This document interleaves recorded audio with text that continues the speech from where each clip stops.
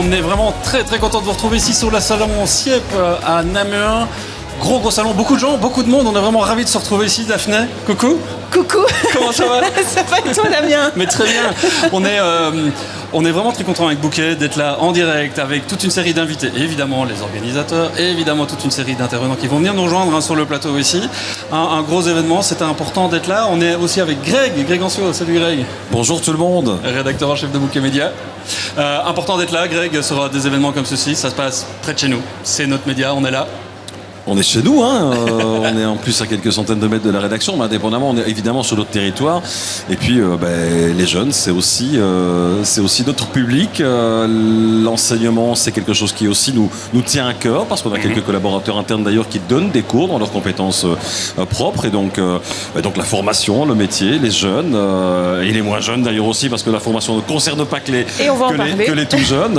Oui, évidemment, ça a tout son sens d'être là. C'est notre rôle de média de proximité. Le CIEP, c'est l'occasion pour les jeunes de s'orienter, de se réorienter aussi parfois et peut-être même de trouver un travail. Donc la boucle est bouclée. Ah oui, cette année-ci, voilà, c'était l'idée, c'était de retrouver les exposants habituels. Et donc, bien sûr, on a beaucoup plus d'écoles secondaires, par exemple. Cette année, on a une trentaine d'écoles secondaires. Toutes les hautes écoles et universités francophones, mais nous avons des nouveaux exposants qui viennent d'Allemagne, de Suisse, du Québec et de France.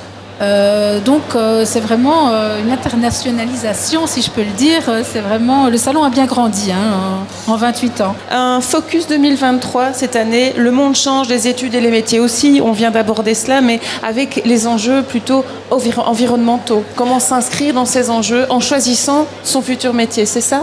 Oui, parce que c'est une des préoccupations des jeunes aussi. Une étude a été faite et c'est un des critères aussi de choix d'employeurs, à savoir quelles sont les mesures qu'ils prennent au niveau du développement durable, de l'écologie, etc. Et donc, on a voulu mettre un éclairage particulier sur des filières peut-être encore qui émergent, qui sont en train de se développer. Les transitions, vous vous rendez bien compte que le monde est en marche, il se passe des choses. Ça fait longtemps qu'on en parle, mais là, on sent que ça bouge, que ça commence à évoluer, et ça se traduit concrètement dans des métiers, des nouveaux métiers, dans de nouvelles études, ou bien dans des cursus où on intègre des cours qui sont liés à ces transitions écologiques, mais pas seulement, énergétiques, numériques, et il y en a bien d'autres. Et c'est là que je vais demander à mes deux prochains invités qui vont justement corroborer ce que vous venez de dire, Ariane. On vous retrouvera peut-être à la fin de l'émission. Certainement, pour faire un petit bilan. D'accord. Merci beaucoup. Merci Ariane. On va en profiter d'ailleurs de la transition pour accueillir Ben qui est avec nous aussi, avec Mathis, avec Olivier qui sont sur Facebook et sur Twitch pour l'instant. N'hésitez pas, entre autres, parce que vous êtes évidemment plus nombreux. Mais n'hésitez pas si vous posez des questions, si vous vous demandez quel va être votre futur job, ou si vous avez des questions à poser à nos invités. Julien de l'Institut Éco-Conseil et Lynn d'Empreinte ASBL. On parlait justement, juste avant, avec Ariane, l'organisatrice du salon, de cette importance de donner du sens et de s'inscrire dans les enjeux de demain, les enjeux environnementaux, et c'est ce pourquoi vous travaillez aussi avec vos associations respectives. On peut peut-être commencer par vous, Lynn. Empreinte ASBL propose des séjours aux jeunes pour rencontrer des gens qui ont donné du sens à leur travail, qui ont cherché des voies différentes, c'est ça? En partie. Oui, en partie, parce que donc Empreinte ASBL est principalement une organisation de jeunesse et le Centre régional d'initiation à l'environnement basé ici à Namur qui travaille l'éducation relative à l'environnement. Et dans une multitude de projets, on a notamment un projet qui a été créé pour accompagner des jeunes de 18 à 25 ans dans tous ces questionnements de quel choix je fais pour mon futur, et notamment au niveau professionnel, mais pas que, aussi tout ce qui concerne le mode de vie ou un engagement bénévole, puisque comme Ariane l'a dit juste avant, il n'y a pas que les diplômes, il y a aussi tous les engagements qu'on peut avoir à côté qui sont valorisables. Voilà, on a un projet spécifique là-dessus, effectivement. Que vous formez, c'est aussi une de vos propositions. Vous formez des éco-conseillers. Oui, tout à fait. Mais l'Institut Éco-Conseil existe depuis 32-33 ans, avec une formation phare qui était la formation initiale au métier d'éco-conseiller, qui initialement on trouvait principalement dans les communes à l'époque. C'était un peu l'idée de pouvoir aider les communes à mettre en place des politiques environnementales. Aujourd'hui, j'ai entendu les différents débats sur le plateau, les choses changent, les consciences changent, il y a l'importance de mettre plus de sens sur son travail. Et donc nous, on forme finalement à un métier qui permet, en tout cas pour les gens qui ont l'environnement dans les tripes, de pouvoir vivre finalement de cette passion et cette envie de contribuer à rendre le monde meilleur au niveau environnemental en tout cas. On va parler un peu formation pour adultes maintenant, Damien. Volontiers. Il faut se former toute sa vie. Ah, c'est quand on arrête d'apprendre qu'on devient vieux. Qu'on devient vieux. Du coup, je vais demander à Monsieur Lochi. Voilà, et le temps... Monsieur Lochi et Stéphanie Choun. Bonjour. Venez. Le temps que vous vous installiez, on va accueillir aussi Christine, entre autres Charlotte, Philippe, Luc, Anne-Catherine qui sont avec nous sur les réseaux sociaux, sur Facebook et sur Twitch, puisque nous sommes en direct depuis 2 heures cet après-midi, ici pendant toute l'après-midi, encore pendant une bonne grosse heure à Namur, sur le salon CIEP. Bonjour à mes invités. Bonjour. Je disais, il y a différentes manières de se former. On l'a évoqué évidemment avec nos invités précédents. Il y a les formations classiques. Et puis alors les formations promotion sociale, on va en parler avec vous. Et puis il y a de l'associatif aussi. L'associatif qui va proposer toute une série de formations ou en tout cas de pieds à l'étrier, j'ai envie de dire, pour que des jeunes, à un moment donné, reprennent le chemin de la formation et des études. On va en parler directement avec vous. Stéphanie, vous êtes responsable de la MJTamine, qu'on appelle aussi, je ne vais pas le savoir le dire, le GACT. Voilà, le GACT. Ce que je voudrais comprendre, c'est comment une maison des jeunes prend petit à petit ce rôle d'institut de formation, ou en tout cas, oui. Voilà. En fait, ça fait une dizaine d'années qu'on a un centre d'insertion socio-professionnelle en plus d'être une maison de jeunes. On est parti en fait de la demande des jeunes à la base. On s'est rendu compte qu'il y a plein de jeunes qui étaient complètement perdus, qui ne savaient pas vers quoi s'orienter, qui étaient complètement démotivés aussi à l'idée de chercher un emploi, qui étaient vraiment tellement perdus qu'on a décidé de développer des formations d'accroche en fait. Et donc on a essayé de se démarquer un peu en proposant des choses un peu innovantes. On a commencé avec la formation À vous la régie, qui à la base s'appelait Remobilisation par les arts de la scène. Et donc le but, c'est de faire découvrir en fait les métiers de la culture et de l'événementiel et de leur donner plein de petits cours techniques pour qu'ils se rendent compte qu'en fait, ils peuvent avoir des intérêts dans certains secteurs ou qu'ils peuvent être bons et qu'ils ont des compétences en fait dans certains secteurs. On travaille beaucoup sur la confiance en soi et le but, c'est vraiment de les valoriser, de leur donner confiance en eux, de leur faire se rendre compte qu'en fait, il y a plein de choses qu'ils ne connaissent pas mais qui peuvent être super intéressantes. Et voilà, c'est dans ce cadre-là qu'on a décidé de développer des formations un peu en décalage avec ce qu'on connaît. Alors, vous dites parfois des jeunes sont perdus, parfois les adultes aussi, hein, Monsieur Lochi, puisque vous êtes directeur de Namur Cadet, donc en promotion sociale.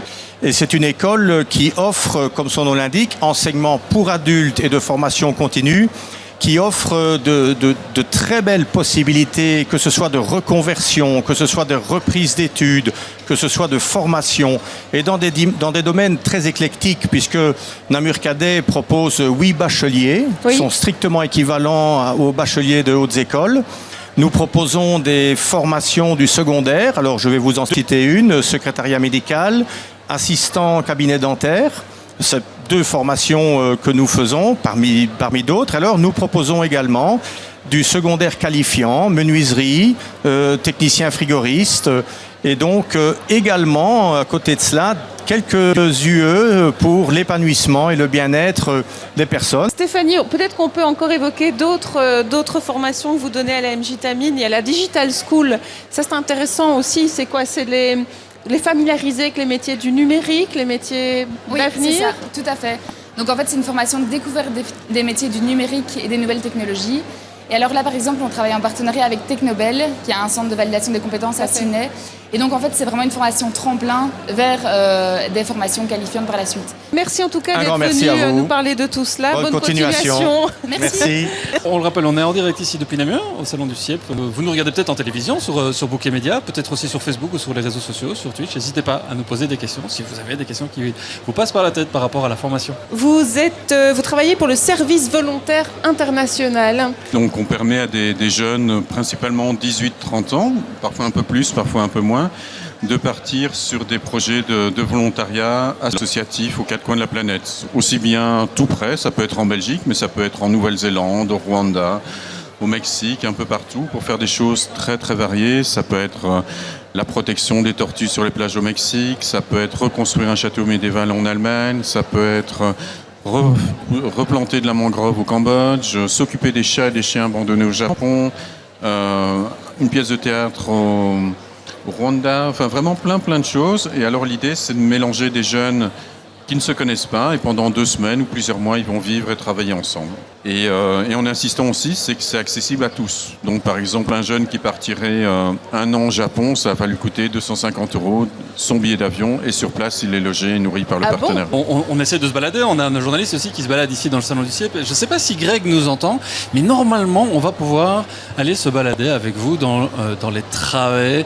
Alors évidemment, comme la 4G, tout le monde est sur son téléphone évidemment pour l'instant, et donc la 4G, c'est un petit peu compliqué. Je ne sais pas, Greg, est-ce que tu nous entends ? Je suis dans le grand salon et je pensais en fait aller vers nos amis québécois. Pourquoi venir jusque Namur ? Parce qu'on veut recruter des étudiants d'abord pour venir étudier dans nos programmes d'études et peut-être éventuellement aussi rester au Québec pour y travailler.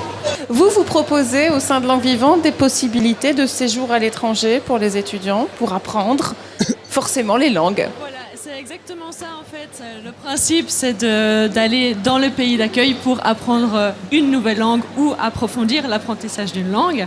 Donc, plusieurs destinations qui sont possibles, plusieurs langues qui sont possibles, plusieurs types de logements qui sont possibles selon ce qu'on recherche, le profil de l'étudiant et pour tous les âges aussi. Oui, alors justement, comment apprendre une nouvelle langue ? C'est-à-dire que vous proposez quoi ? Qu'on intègre une école, qu'on intègre une entreprise, qu'on intègre un projet ?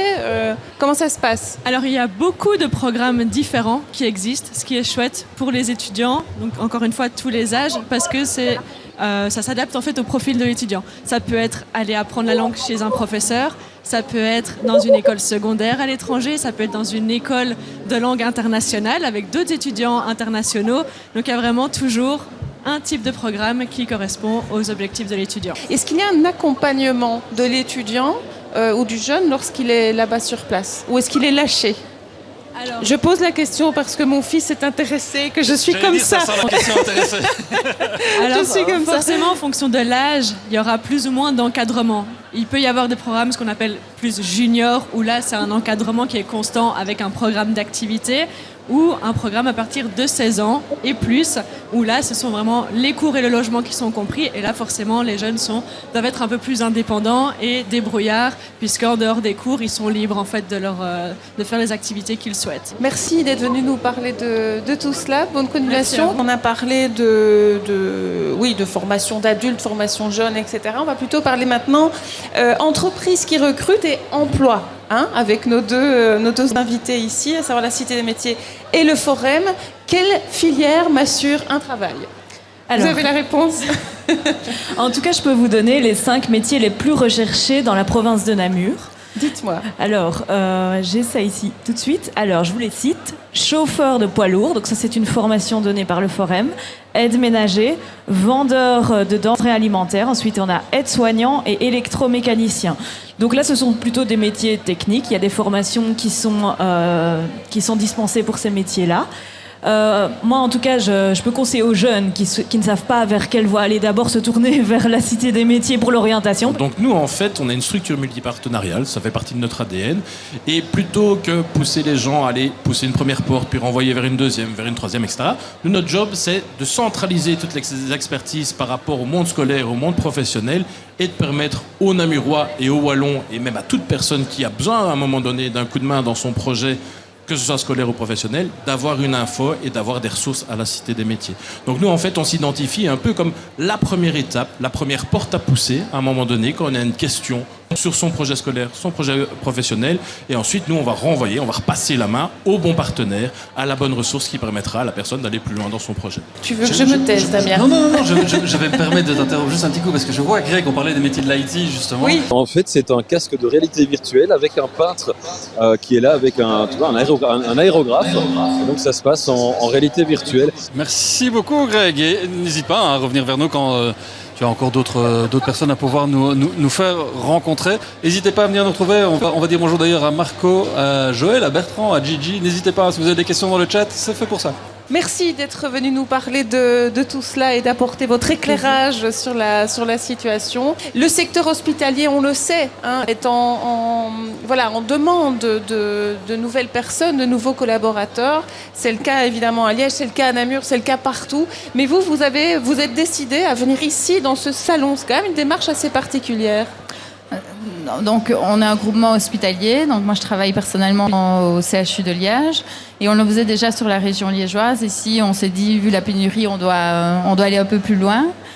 Et on a envie aussi de faire bonne presse au métier d'infirmier parce que la crise Covid n'a montré que les difficultés qui étaient liées au métier, mais c'est un métier qui permet encore plein de perspectives et c'est rare un métier où on a autant de polyvalence possible et on a envie vraiment de faire passer ce message-là aux jeunes aujourd'hui. Il y a vraiment une multitude de métiers en milieu hospitalier, il y a tout ce qui est secrétariat aussi, il y a le corps médical qui est là aussi pour faire tourner une structure hospitalière. Donc voilà, c'est vraiment très diversifié en termes de possibilités d'emploi en milieu hospitalier. Je vais rebondir sur ce que Madame a dit.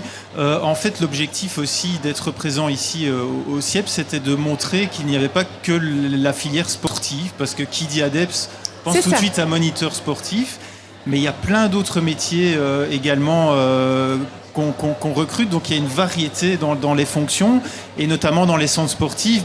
Effectivement il y a les moniteurs, mais à côté de ça on a besoin de personnes pour entretenir les bâtiments, donc il y a la maintenance et l'entretien des bâtiments, les espaces verts, on a besoin de personnel en cuisine, il y a des personnes qui s'occupent du nettoyage des locaux, des salles sportives. Et puis à côté de ça, on a une administration centrale aussi qui n'est pas sur le terrain et où là on a une variété de métiers aussi, ça va du comptable au juriste, au gestionnaire de dossiers administratifs. Et donc l'intérêt aussi de se présenter ici, c'était de dire, ben voilà, il n'y a pas que les moniteurs sportifs, même si effectivement l'ADEPS, le vecteur principal c'est le sport. Et ça c'est un vecteur extrêmement positif qui attire toujours énormément de jeunes au niveau des études en éducation physique et voilà. Merci d'être venu nous parler de Bonne tout continuation. cela. Et on reçoit le commandant Pascal Gilson, directeur du centre d'information de Namur. Bonjour. Merci d'être avec nous. On ne pouvait décemment pas parler du CIEP sans parler d'un des plus gros employeurs du pays, qu'est la Défense. En effet, oui. Un des plus gros employeurs et aussi, et peut-être encore et toujours, un employeur qui... c'est difficile les marteaux. Oui. Qui intéresse les jeunes. Vous avez pas mal de jeunes qui viennent vous demander des infos. Beaucoup d'intérêt, beaucoup de visites sur le stand. Des gens qui terminent leurs études secondaires et qui cherchent une orientation, qui ont une petite fibre pour la défense mais qui se cherchent encore, ou des gens qui ont déjà décidé, qui ont un objectif, la dentisterie, la médecine, faire des études universitaires à l'école royale militaire, tous nos postes de techniciens pour lesquels nous faisons la promotion ici. Donc beaucoup de monde. Oui. Donc pour entrer à la défense, vous pouvez rentrer dans plusieurs catégories de personnel et c'est fonction du diplôme dont vous disposez. Donc pour être soldat c'est un grade. Là, il ne faut aucune qualification, même pas le CEB. Pour devenir sous-officier, donc chef d'équipe, technicien, là il faudra un CESS. Et puis la Défense propose des études supérieures, soit de bachelier, soit dans des universités civiles, soit encore à l'école royale militaire ou à l'école de navigation d'Anvers. Pour ce faire, ils doivent avoir le CESS. Ils font une sélection chez nous. S'ils sont sélectionnés et classés en ordre utile, ils vont faire une petite formation militaire et ensuite ils font leur parcours académique dans une université soit qu'ils choisissent, soit qu'on leur impose. Vous pouvez voir sur notre stand, comme l'armée également, oui, ça attire l'uniforme, oui. L'action, l'intervention. Ce sont des métiers qui passionnent et qui intéressent notre jeunesse. Mais aussi d'autres métiers un peu plus spécialisés, on va dire, et nouveaux, comme la cybercriminalité. Tout à fait. Ce sont des domaines qui intéressent fortement les jeunes, évidemment. Il faut savoir qu'on rentre dans le métier de policier, il y a une formation de base. Bien sûr. Une formation de base d'1 an. C'est vraiment, on va dire par rapport à une carrière, on va le comparer par rapport à la construction d'une maison, ce sont la structure en béton, voilà, les bases pour construire après. Et c'est à la personne, en fait, de construire ce qu'il a envie de faire sur son terrain, de faire soit un chalet, un building ou quoi que ce soit. C'est à lui à faire sa carrière. Donc voilà, les profils sont variés, les professions sont variées. Il y a toujours l'intervention, et qui est quasiment presque un passage obligé pour avoir des réflexes. Bien sûr. Des réflexes policiers. Mais il y a d'autres secteurs où on recherche. On n'a pas le profil tous pour travailler à l'intervention, il y a aussi la proximité, la police de proximité, que je revendique et je mets en valeur toujours. L'accueil des victimes, c'est important. On parle des policiers, intervenir, le gentil et le méchant, le bandit et le gendarme, mais il y a aussi la victime là-dedans. Aujourd'hui, elle est prise en charge. Il y a aussi un service d'aide aux victimes à la police qui est important, il faut en prendre compte. La victime est une personne qui est prise en considération fortement. Alors parce qu'il y a effectivement un stand de la défense, un stand de la police, alors il y a ce stand-ci qui est en fait un stand un peu hybride, j'ai l'impression, entre la province de Namur et la police, parce qu'il faut savoir qu'on a une école de police, pas très loin de nos studios d'ailleurs, hein, quelques dizaines de mètres, dans laquelle on ne forme pas que des policiers, on forme aussi des auxiliaires de sécurité, je ne sais pas si c'est l'appellation exacte, et des agents de gardiennage. Je vais peut-être juste tourner mon micro et interrompre madame, si elle veut bien que je l'interrompe pendant quelques secondes, parce qu'on est en direct. Je vous la rends juste après. Des policiers et des jeunes élèves étudiants en veste rouge, ensemble sur un même stand. Pourquoi? Parce que cette école provinciale ne forme pas que des policiers, c'est ça? Non, pas du tout. En fait, il y a l'académie de police de Namur, et il y a également la formation 7e assistant métier prévention sécurité. Et comme ce sont des métiers qui préparent les jeunes vers un avenir sécuritaire, tant public que privé, eh bien, voilà, quoi de plus simple que de les mettre ensemble, échanger, pour se préparer, rentrer à l'académie de police. On fait une 7e, on est mieux équipé, le profil est préparé, et de cette manière, on est plus investi et en tout cas, beaucoup plus sûr de ses choix. Est-ce que c'est une formation qui a du succès? On entend le succès notamment au niveau de la défense dans un certain nombre de métiers, l'intérêt aussi pour la police. Est-ce que cette 7e, cette formation au métier de la sécurité a du succès? Oui. Elle est très demandée à l'heure d'aujourd'hui, effectivement. Beaucoup d'élèves font le choix d'une orientation sécuritaire. La nouvelle section défense également, l'armée, pourquoi pas. Beaucoup de jeunes ont tendance à abandonner l'armée après avoir participé à un recrutement. Ici, l'idée, c'est de s'y prendre d'un point de vue scolaire un peu plus tôt pour préparer le profil de manière à ce que ces jeunes soient beaucoup plus impliqués en tout cas. J'imagine que ce sont des jeunes qui ont déjà une idée bien précise de ce qu'ils veulent faire de leur carrière. Eh bien, figurez-vous, pas toujours. Non, pas toujours. Parfois juste l'idée.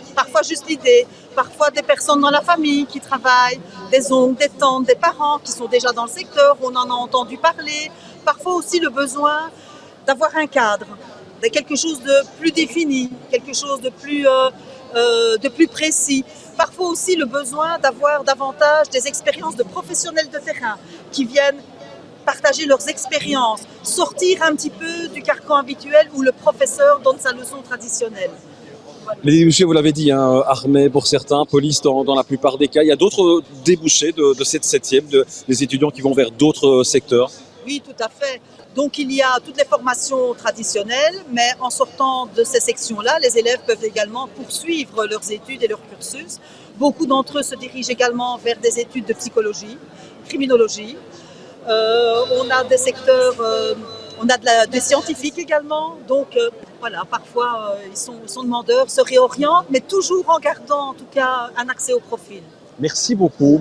Voilà, et vous le voyez, les amis, il y a effectivement pas mal de monde. Pour tout vous dire, je suis là depuis 5 bonnes minutes et ça ne désemplit pas. À chaque fois avec un couple, un binôme, on va dire ça comme ça, avec un jeune en 7e et un jeune policier. Voilà, c'est un stand qui est vraiment juste à côté de celui de la police, qui est là dans le fond de l'image. Alors, profitez de tout ça. Effectivement, ça ne dure que 2 jours. Ah oui, mais tout au long de l'année, faut-il le rappeler, le CIEP est là pour aiguiller des jeunes et pour les orienter. Et c'est pour ça que je vous ai fait revenir. Enfin, qu'on vous a fait revenir ici, c'est pour expliquer que vous êtes là tout au long de l'année. Voilà. Alors oui, souvent le CIEP est confondu. CIEP ne veut pas dire salon d'information. Enfin, c'est un salon, mais le CIEP, c'est le service d'information, études, formation.